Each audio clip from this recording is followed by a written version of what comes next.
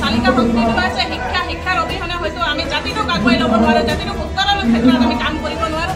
আমাৰ যিসকল সমস্যা আছে জাতি মেটি ভেটি সেইসকল আমাৰ যিসকল ছাত্ৰ ছাত্ৰী তেখেতসকলে আমাৰ অধিকাৰ সাব্যস্ত কৰিবলৈ সহায় কৰিব লাগিব আৰু ভৱিষ্যত দিনত তেখেতসকলে মাত মাতিব লাগিব আমাৰ অধিকাৰৰ কাৰণে। লগতে এইখিনিতে এটা কথা ক'ব বিচাৰোঁ, আমাৰ সমাজত বাৰম্বাৰ এটা বস্তু প্ৰচলিত হয়, আমাৰ চুলাই মদৰ বেহা, এই চুলাই মদৰ বেহা সম্পূৰ্ণৰূপে বন্ধ হ'ব লাগিব।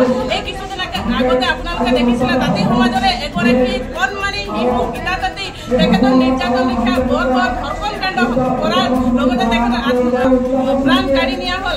এই গীতা তাঁতীৰ আত্মা সদগতি কামনা কৰিছে আৰু তেনেকৈ যাতে ঘটনা দুনাই আমাৰ সমাজত নহয়।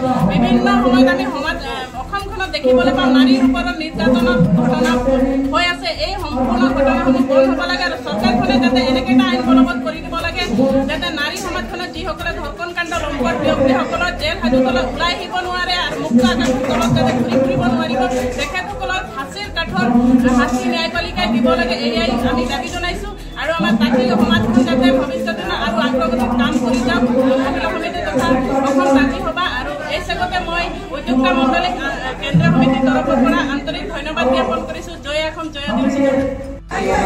নমস্কার, মই নিউজ চ্যানেলকে ধন্যবাদ জানাচ্ছি। আজকে অবদান অনুষ্ঠানে তিনচুকিয়া জেলা মহিলা সমিতি হয়ে তাদের উন্নত হওয়া ল'ৰা ছোৱালী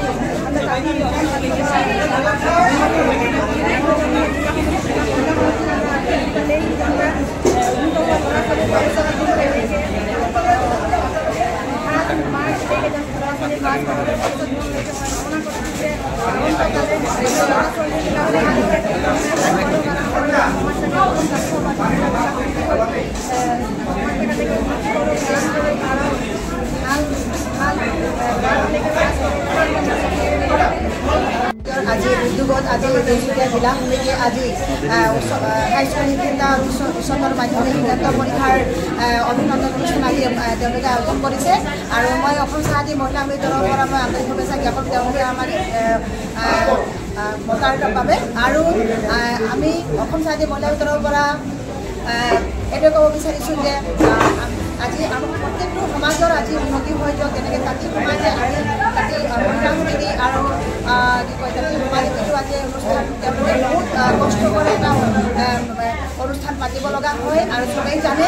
আৰু মই এতিয়াও আজি ছাত্ৰ ছাত্ৰী আজি এই হাইস্কুল শিক্ষান্ত পৰীক্ষাৰ উচ্চতৰ মাধ্যমিক শিক্ষান্ত পৰীক্ষাৰ ক'ব বিচাৰোঁ যে তেওঁলোক আমাৰ ভৱিষ্যত হয় আৰু আমি গোটেই অভিভাৱক অভিভাৱকসকলে আমাৰ সমাজৰ এটা দায়িত্ব হয় তেওঁলোকক আগুৱাই লৈ যাবলৈ। আৰু এতিয়া আমাৰ চৰকাৰেও বহুত সা সুবিধা আমাক এইটো দিছে যে আমি কেনেকৈ বহুত সুবিধা দিছে ল'ৰা ছোৱালীক পঢ়াবৰ কাৰণে। আৰু বিশেষকৈ মই বেছি গাৰ্জেনসকলক ক'ব বিচাৰোঁ যে আমাৰ ল'ৰা ছোৱালীবোৰক তেওঁলোকে বিশেষকৈ চাব লাগে পঢ়াৰ ক্ষেত্ৰত অতি গুৰুত্ব দিব লাগিব যে তেওঁলোকে কিমান সময় পঢ়ি আছে, কাৰণ এতিয়ালৈকে আমি একেবাৰে ভাল ফল পাবলৈ আমি ভালকৈ যতন কৰিব লাগিব।